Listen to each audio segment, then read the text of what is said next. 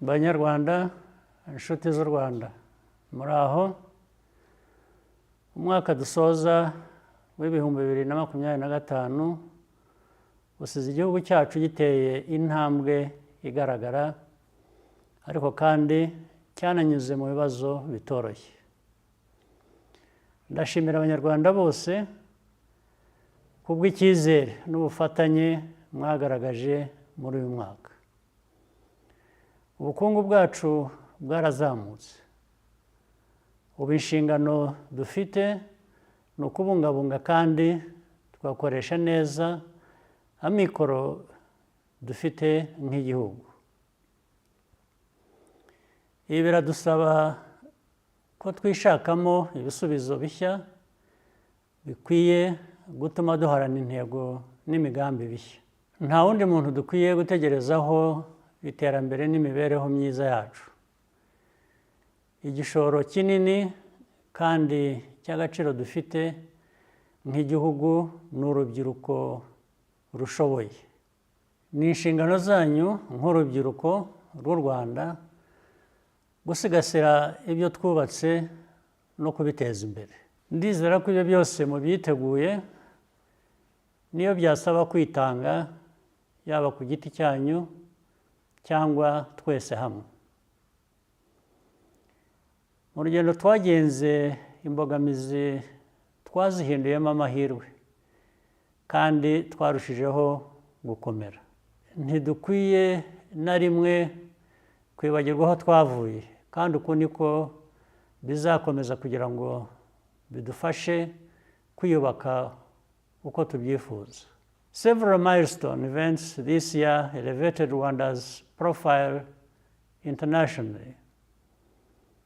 The International Security Conference on Africa was held for the first time, and the African School of Governance matriculated its first class of students from all around Africa.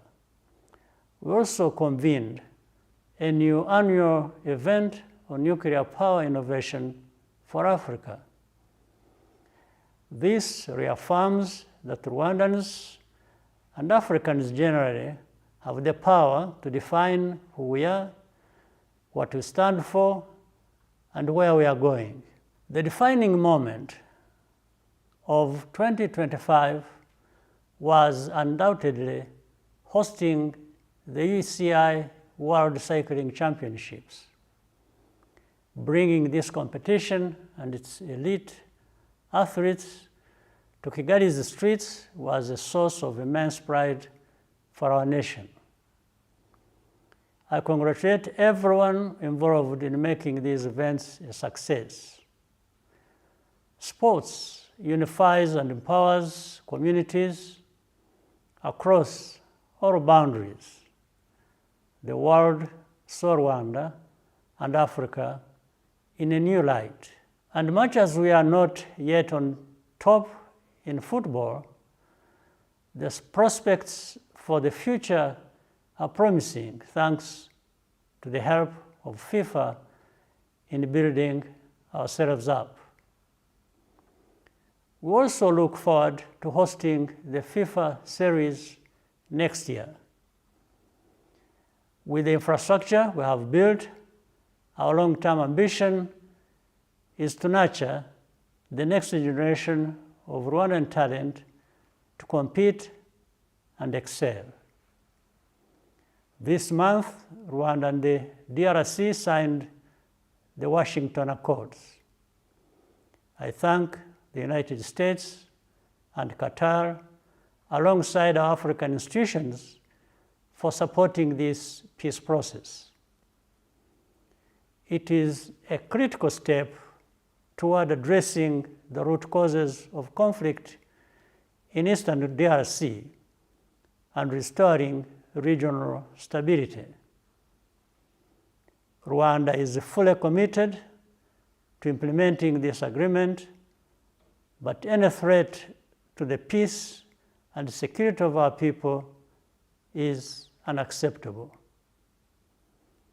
The threat of state-supported violent extremism is unfortunately still very real. Ahazaza dukwiriye harashoboka. Tugomba kuguma mu nzira nziza, tugakomeza kugira icyizere kandi tugakomeza gutera imbere.